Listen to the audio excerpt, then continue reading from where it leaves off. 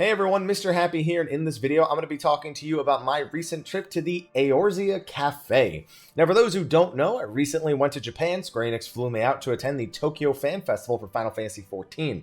Now, the Monday following that, I not only went over to the Square Enix Japan studio to interview Naoki Yoshida, which, by the way, if you haven't seen that video, would recommend it. But that evening, we also had a reservation for the Eorzea Cafe, which is a Final Fantasy XIV themed cafe in Akihabara in Tokyo. So I wanted to share with you some pictures, what the general atmosphere was like, how they actually operate, and I'll also include like a link. I had a guide recommended to me if I needed to make a reservation. Square Enix took care of that, but I'll include some other details in the description of the video. So I just want to share my experience with you guys, basically.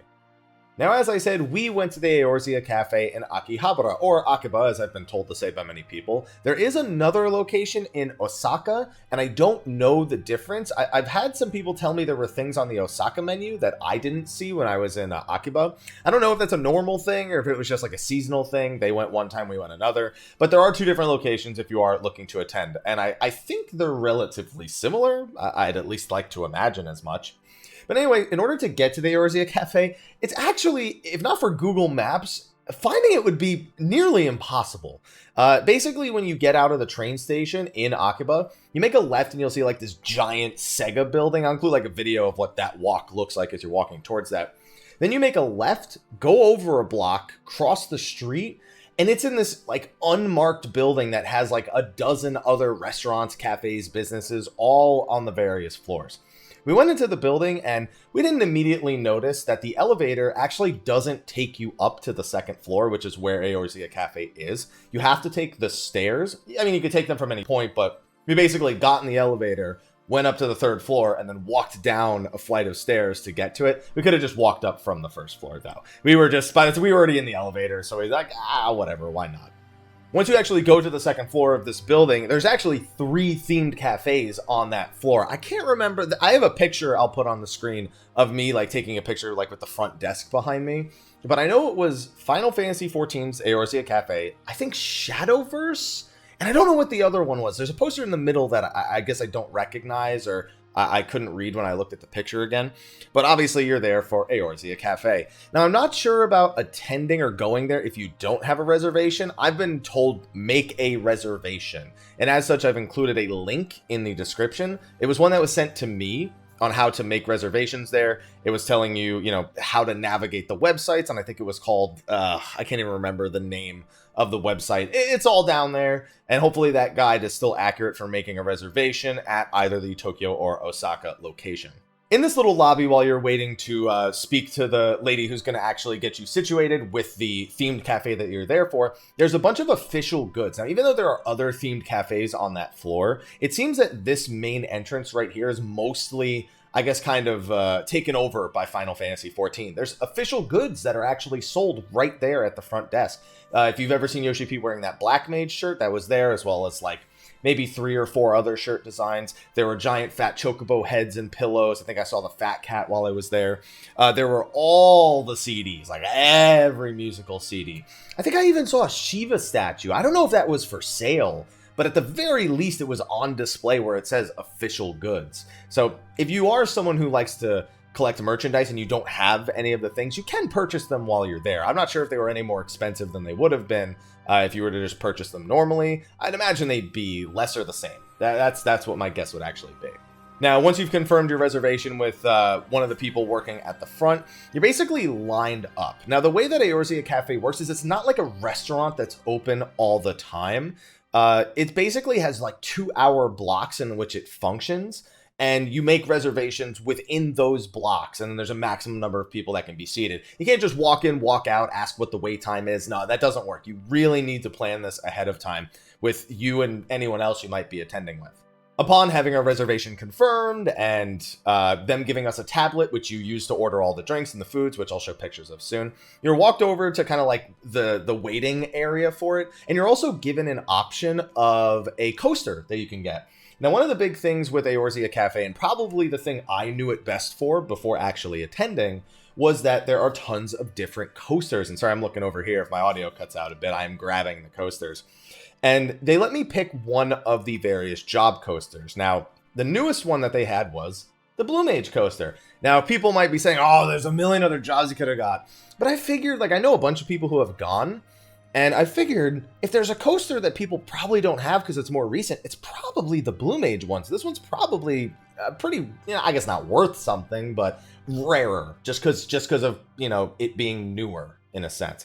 So I picked Blue Mage. They had all the other jobs, so don't worry. All the jobs available. I'm assuming Gunbreaker and Dancer will get their own there, and then those will be the coveted ones.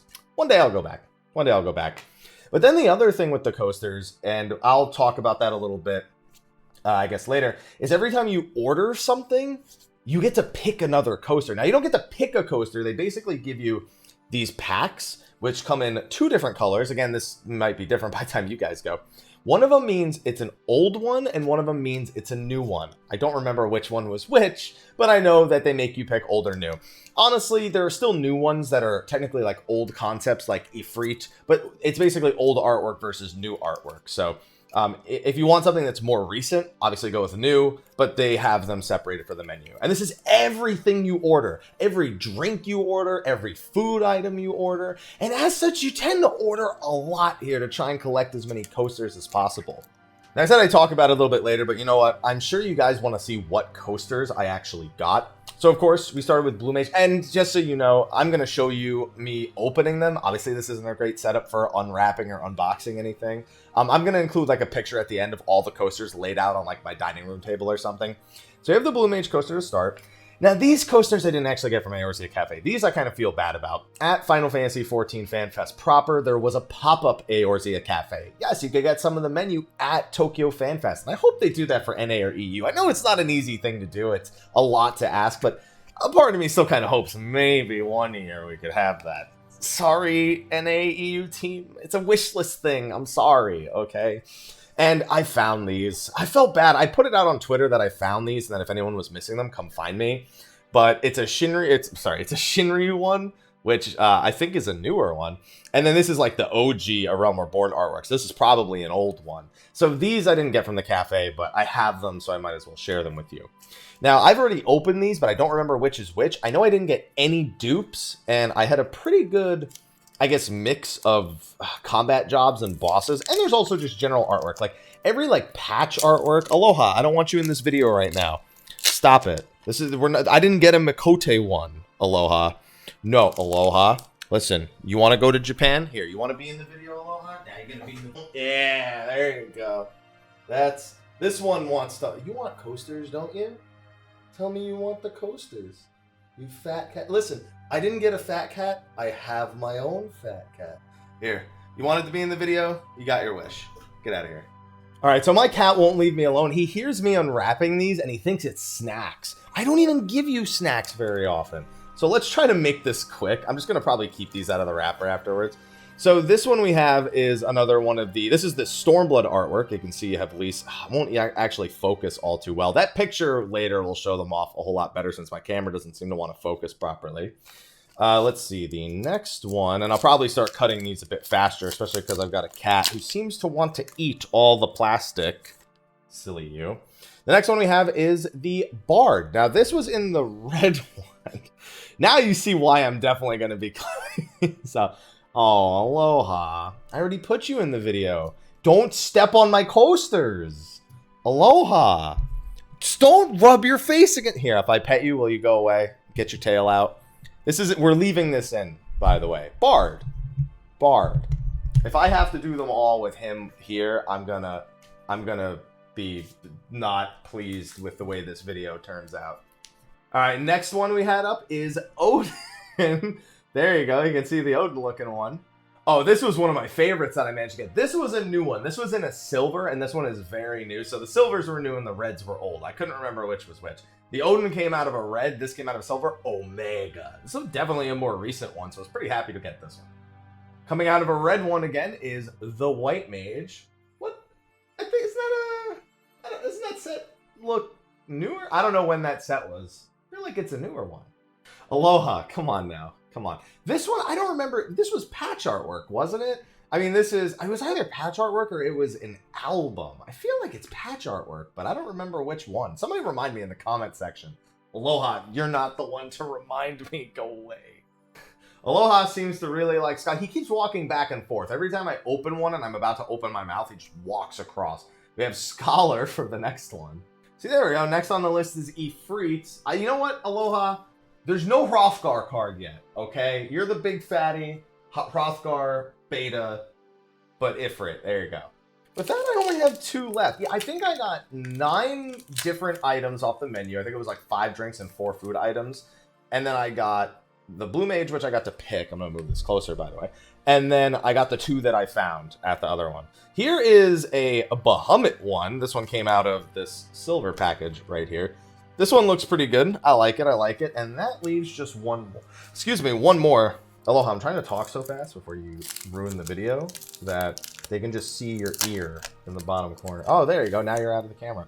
And then the last one, this came out of a red, is Garuda. So I managed to get a handful of different primals and trials, a few jobs, and a couple of patch artwork. No dupes. Somebody I was at the dinner with, they got 2 botanists. And I was like, oh, they were trying to fish for the old ones to get a Dragoon job card because they picked, I think, Samurai as the job card when we walked in. They were trying to get a Dragoon one. They ended up with 2 botanists. I don't know why, but it's not like I hate crafters or gatherers that much. I may not like doing them. I really didn't want to get a crafter or gatherer on a coaster, personally. But anyway, that's all of them that I managed to get. I'll include that picture of the 12 that I got from the thing on my dining room table, so you can see them all laid out. Assuming this one isn't in the picture as well, since he seems to be having a good time right here. Yeah, head scratches. You want to talk about Japan, don't you, Aloha? All right. Anyway, let's talk about the rest of Eorzea Cafe. So while we were waiting in line, going all the way back to that, they actually gave us the tablet when we were at the front. And that's how you order at the Akihabara location now. They just give you a tablet, and you basically just press the ones you want, add to your cart, and then the order button. And they'll just, after a few minutes, they'll bring out to you whatever's actually ready. So we started to look through the menu while we were in line, and we actually were able to place drink orders before we got into the place itself. So that way, while they're doing the sort of explanations of how the place is going to be run, then they can bring you a drink right away. And of course, bring you your first, your second coaster, I guess, technically, your first little packed coaster, old or new. After we made our drink orders and they let us in, the interior is just... As a Final Fantasy XIV fan, it's just amazing to look at. There's a little bar area, which, where they make all the drinks and whatnot, and there's a lot of mixed drinks, both alcoholic and non-alcoholic mixed drinks. We got to sit over by the map of what we've seen of Hydaelyn so far, so the map that you may know from Stormblood, with all of Ilsabard covered and portions of Authard covered as well. There, he finally leaves. Did you? Oh, he took them with him. Aloha stole these. I mean, they stuck to his back leg because he decided to walk right on them before he decided to try and walk away. We get inside. We got seated by the map of Hydaelyn. The tables themselves also, because it's Little Ladies Day, or it's around Little Ladies Day right now, they have a Little Ladies Day menu in there at the time that I was there, and they gave you a like an eating mat, to place your food on, so you didn't, get any food on the table. However, most people, myself not included, they actually told you could get it laminated, and then you could, bring it home as a souvenir instead of using it as a dining mat for the table. The rest of the cafe has stuff like Moogles and plushies. I think there was one of the Otter ones there. There's a bunch of weapons and some of the pictures that you can hang up of the various Grand Company leaders and Hildebrand. I remember there's a bow above the table next to us. I saw a staff, a sword. On top of that, you can see the Gridanian-esque. I think the whole theme of this one is technically Gridanian, based on the way that the artwork looks. So you can see this giant, wall set that reminds you very much of the Adventurers Guild over in Gridania. They even have computers and PS4s. If you want to log in and play from the Eorzea Cafe, it's something you can do. I can't imagine doing it personally, because it's I'm there to eat and drink, and it's not like you can just go eat and drink at the computers like a crazy person. I totally don't do that at home. It's just, I don't know, it just doesn't, I wouldn't do it. If you want to do it, you go ahead. That's all I'm going to say. So they spend the first 5-10 minutes getting everyone seated, and then they spend another 5 to 10 minutes in Japanese explaining what the whole thing's going to be. They remind you you're there for a 2-hour block. They will eventually do a last call where you can order drinks or food for the last time before they start cleaning everything down.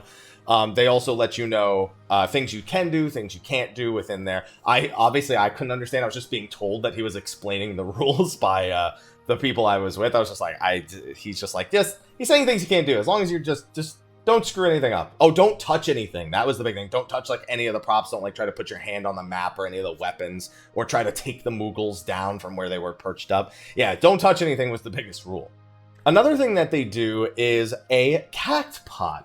Now, basically everyone who gets let in, you're given a little ticket like this with 3 numbers on it. Mine was 025. And I'm not going to lie, I feel like they just pulled them out in sequential order. It's not like one of them is 025 and the other one's like 961 or anything like that. Literally, the person next to me had 024. The person after me had 026. So they pull out, like, I'd say the capacity is probably about 30 to 40 people at most. So they probably pull out about that many. And they pull 3 of them. They pull third prize as a little pin. I didn't win it, but the person I was sitting next to did. I don't remember what second place was, but first place, I remember seeing this on the front page of Reddit maybe 2.5 weeks ago, is a giant cactar-shaped honey toast that they just bring out to you. And oh man, I wanted to win that so bad. I think they called 027, and that was and our table didn't have 027, so we didn't get it. I'm sorry I don't have anything of that. Maybe there's like pictures on Yelp or something of that, and I'll pull those on the screen. Now, after they're done explaining all that, now it's time to feast. Now, because of the coaster collecting, we really tried to eat and drink as many different things as possible. I'd highly recommend going with, like, if you can go with more than just yourself, which, by the way, they do have bar seating, so if you are there alone, that's probably where they're going to seat you. If you can go with a few friends and eat some stuff family style, and then just make it so you, like, divvy up the coasters evenly, you might end up better. Ordering lots of drinks is the best way to grind coasters. And yes, at one point, I did just start chain ordering drinks to try and get as many coasters as possible. I started with the monk drink. Now, I actually have the menu up on Wikipedia. I don't think it has everything we had, nor do I think I'm going to remember everything we had, because some of it, my camera didn't take the picture for whatever reason. I looked earlier and there's just some pictures that aren't there. But I started with the monk drink, which was grenadine, pineapple juice, soda, and blue Caraco. So it's a non-alcoholic drink. And keep in mind that the price of these things, it's definitely more expensive than you may expect a lot of places to be in Japan. You very much are paying for the novelty of eating and drinking Final Fantasy 14 themed food and beverages, as well as the atmosphere, as well as the fact that you get these styling coasters at the end of every single thing. So I'd imagine the cost of the coaster is being factored into everything you order. So like that drink was like 650 yen. Which is about $6, like just over $6. So you are paying a pretty high premium, but man, it was, I would go back whether or not Square Enix was paying for it. Thank you for paying for it, by the way, Square Enix. Thank you. But I actually had, I had quite a few drinks. I think my favorite one might have been the Ravana. Let me see if I can find what the Ravana actually had in it. Again, I don't know if this menu I'm looking at has everything. Yeah, the Ravana is not listed on this one. I just remember it's like this giant, like, I'm not going to guess colors. Like this giant drink that has one of the Ravana ads poking out of the top. And by the way, feel free to take those things home. Most of the drinks and foods either come with seaweed that's like shaped and designed like the primal or character, or they come with a rice cracker that's shaped like, for example, my monk one has the job gauge in there. Funny that they picked Forbidden Chakra and not Grease Lightning, because it made for a lot of Grease Lightning memes over the meal. Now, the Ravana beverage was an alcoholic one, as was the drink of Hildebrand. I can't decide if the Hildebrand drink or the Ravana drink was better. I think the Hildebrand drink it's hard to tell which one is fruitier, because the Hildebrand drink has like blueberry syrup, vodka, and ginger ale. So a lot of the drinks were very, very sweet. So if you're someone who has a bit of a sensitivity to sugar, you might want to stick to things like the Hoshfont honey tea, which I did also order. The funny thing is I ordered it because I thought it was coffee, because I couldn't read. I was like, oh, that looks like coffee. I got it and I'm like, that's tea.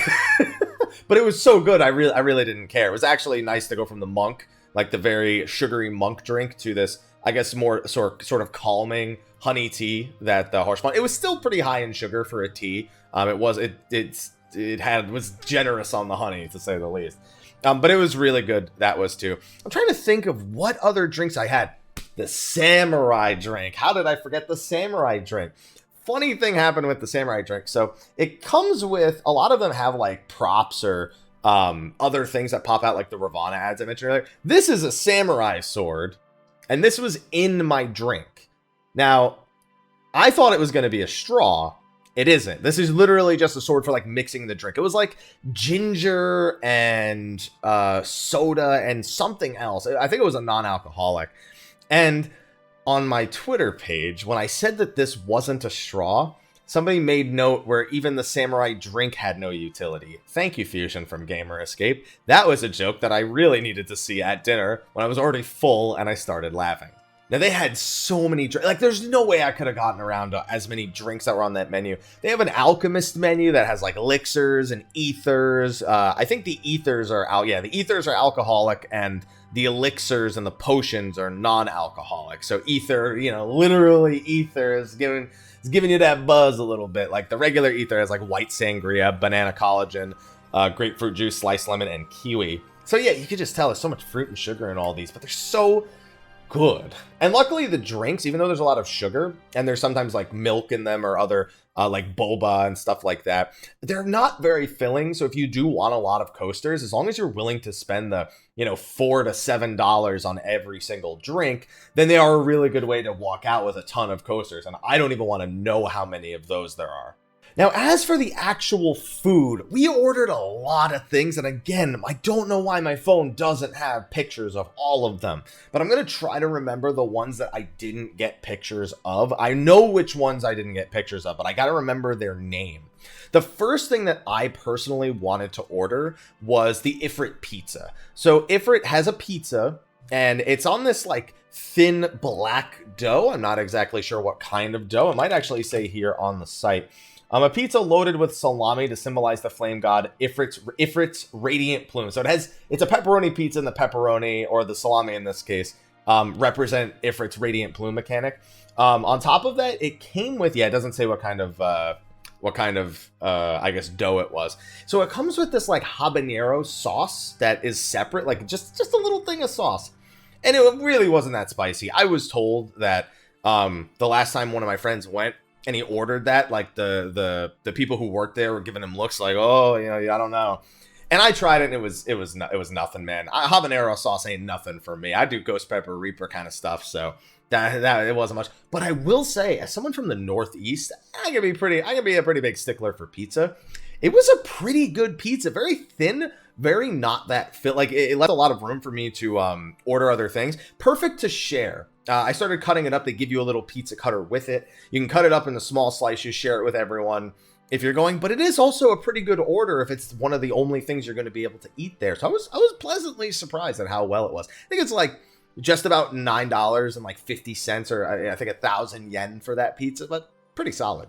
Now, I don't remember what the theme was for this one, but there was an omu rice dish on there. And I haven't had omu rice before. I wasn't ready for that to be as good as it was. And that was kind of the thing. There was no bad order on the menu. Things ranged from, that's nice, to, wow, I like that. So that was, I guess, kind of refreshing. I was afraid of ordering something I really didn't want or really didn't end up liking, but that didn't happen once, regardless of what we ordered. We ordered some, I think they're called fried chocobo chicken wings. We ordered curry rice of, no. One I didn't get the picture of, what's a Raoban one? There's a Raoban one that's basically rice over a beef stew. And that one I would highly recommend that. I think that was my favorite of the foods that I actually had. Right up there with the omu rice, man. It has a giant angry Raoban face from patch 2.5 as a rice cracker. And then it's just got this bubbling hot beef stew with just this nice, perfectly cooked rice. It was great. That was definitely my favorite thing on the menu. And I'm sorry, the picture, I don't know why the picture didn't take. Now, there was also this shrimp dish. Again, it's not on the menu that I'm like looking at on like the wiki. So if I looked on like Yelp, I could probably find the full menu and recognize some of the stuff. But it was basically this just like fried shrimp over a plate of of just greens. I didn't even bother with the greens. I just wanted to eat the shrimp. The shrimp was well cooked. It was kind of basic fried shrimp, so nothing really too much to say there. One thing that kind of surprised me, and so I was sitting next to a couple of people, and one of them was from the UK. So when I said I was ordering fish and chips, he was just like, that's not going to be fish and chips. And he's right. Like, if you were to look at a traditional plate of fish and chips, I'd say that what I ended up getting really doesn't look like it. But it was this, it was a mahi-mahi and French fries, pretty much. And it was, again, like I said, nothing was bad. This one was in the pretty good category in terms of orders. I'd say it was definitely worth an order. And there's like 4 or 5 pieces of mahi-mahi, a decent amount of fries. And it's something that was kind of, it's easy to split the fish with everybody and then just kind of munch on the fries and not get too full so you can order more stuff. And that's what I ended up doing. By the end of the night, I had just kind of left the fries on the side. And anytime I was like, man, I'm so full. But then you get like that split second where you're like, I'm going to be fat now. And you actually eat the fries even though you just told yourself you're too full to order anything else. Yeah, I did that quite a few times throughout the night. One thing I remember us ordering was a Xenos meal. It was basically, I guess it was like beef, rice, and something else rolled up in the, I guess the same kind of dough that they used for the pizza, sliced in half with a little rice cracker sword between the two. That one was interesting. It's like, it was hard for me to really judge it because I didn't really know what it was when I bit into it as much as I knew the other things. But it wasn't that it wasn't one of the better things. I'd say this definitely was like where we kind of say, that's nice. You know how I said like the lowest it ever got was, oh, I like that. Like something very basic, like not crazy, insane, awesome, but like, oh, that was good. I'm glad I at least tried that. That's kind of where this one was. This kind of was probably my least favorite thing that I ordered, or that the table ordered. And it wasn't that it was bad. It's just, I guess it didn't feel as exciting to eat as some of the other things. It didn't have as much visual flair. It was just kind of familiar to the beef stew, but it wasn't, I guess, as it was constructed inside the bread, and I don't think the tortilla really added much of anything to it. So it's when I eventually had the stew, I was like, wow, I'd take the stew, even though they were somewhat similar. There was definitely something else. It wasn't like a beef stew in there. It was just beef of some kind, like maybe ground beef or shredded beef that was in there. But man, listen, just get the Ralbon one. Get that. That one was really good. Oh, that's right. So I'm looking through the pictures on my phone, well, you know, the ones that I'm going to put on the screen as I'm talking about these various meals. And sure enough, I found one of my favorites to say. So there's one so on the menu, it gives you the lore basically behind these meals, like how they came to exist in Eorzean terms. And for one of them, it says that Hien traded with the mall for some of their livestock, and he made a meal out of, I guess, one of the Zo. I think that's the DZOs, the Zos. And the meal is called, it's called like sausage from the Azim steppe, but because it's Hien's, I remember everyone kept calling it Hien sausage before I went. And that was pretty good. That was a nice small meal. Again, that could be split. It was just, just a few pieces of almost like a hot dog level sausage. It wasn't like, I think it is technically a hot dog that's been cut, but it's more like a thin sausage, I suppose, that's sitting over some mashed potatoes. That was really simple. And it comes with like a side of like this mustard covered in, I don't remember what the mustard was covered in, but it was a very, I guess, kind of easy reset button. Like in the middle of the meal, you just have this tiny thing, even though the mashed potatoes are kind of heavy on the stomach. It's a nice reset meal, like after you've had one or two things, just kind of cut back, get something that's on a smaller thing. I think it was only about this big. And I guess that's something I kind of forgot to mention up until now. The portion sizes are not that large. I'd say they're somewhat reasonable given the price with the coasters and the experience and all that.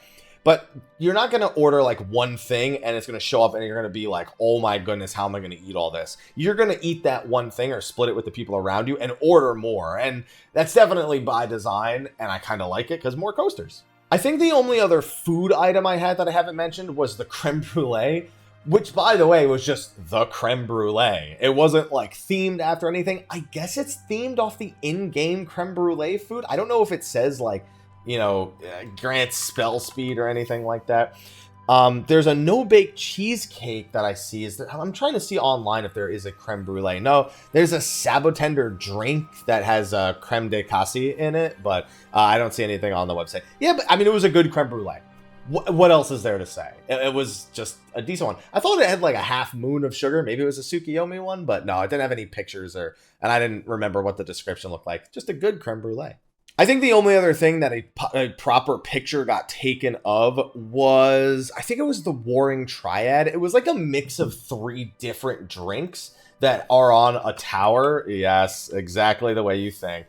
Yeah, I see Warcry of Warrior. I don't see the Warring Triad one on the menu I'm looking at online. This must be a really old menu that I'm looking at because it doesn't have that.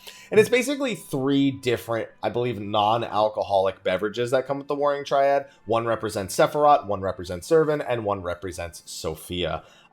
I didn't order that. I watched someone else drink them. He wasn't expecting them to be 3 different drinks. But that, honestly, that was to me, I think, the most disappointing thing. Because if you get one order with 3 different drinks, you don't get 3 coasters. I want 3 coasters. So I was like, yo, you better ask them for 2 more coasters because that's 3. I'm counting the items on that one thing, and I count 3 drinks. You need 3 coasters for 3 drinks. So I'm just saying. There were so many things that we just couldn't get around to ordering, man. Like, the 2 hours was a lot of time, but I just kept wanting more and more. And honestly, I'm thinking about it now, and I just want to go back. I want to try the honey toast, not even the Cactar one. There was another honey toast that you could order. There were all sorts of the little ladies' day drinks. I probably regret not getting the most because those won't be there the next time I go back, most likely, unless I go the same time of day. Didn't try the Titan hamburger. Didn't try. I think there was a cheesecake on the menu. There was a curry rice that actually, you know what? No, you know what? I didn't have that curry rice. I had the rice over the stew, which we ordered for the table with the Rao Bon thing. I'm just looking, like, there was the chocobo salad, the pasta ink, the squid ink pasta for the Spriggans.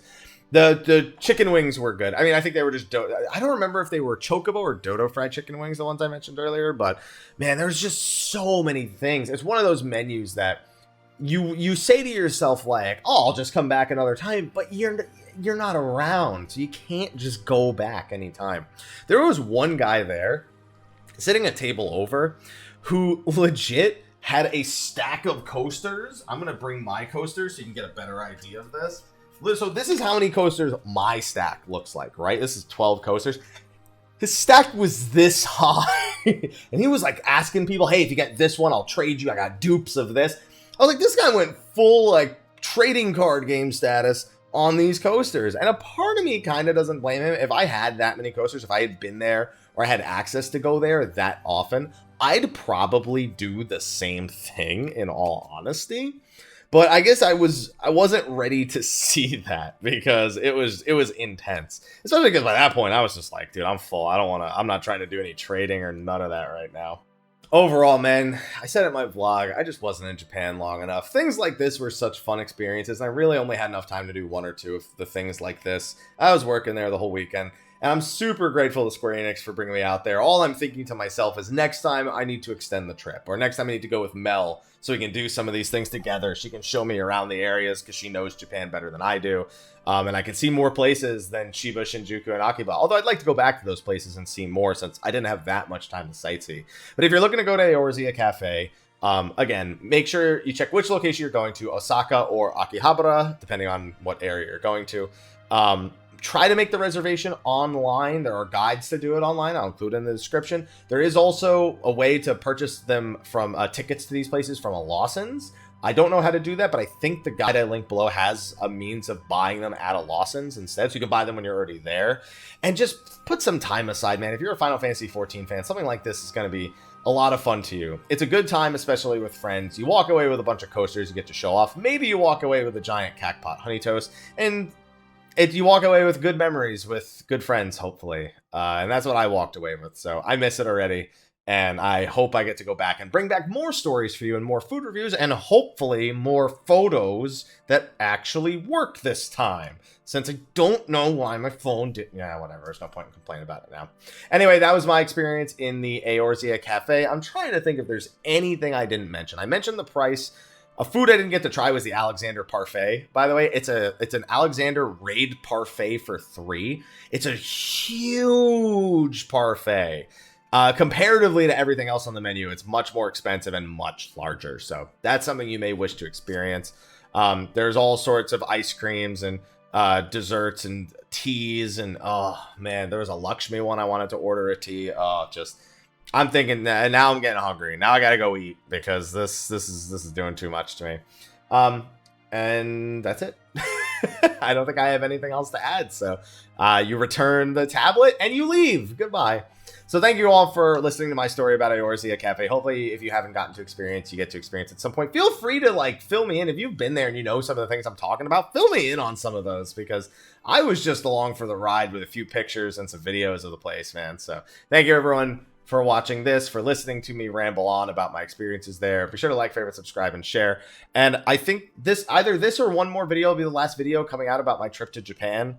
I feel like I should do one maybe on the development panels if there was anything interesting that came out of those, but not 100% certain on that yet, just because it's mostly just pictures and process, and I don't know that I can really convey any of those any better than those who actually presented them would.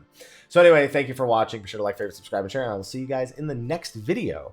And until then, take care.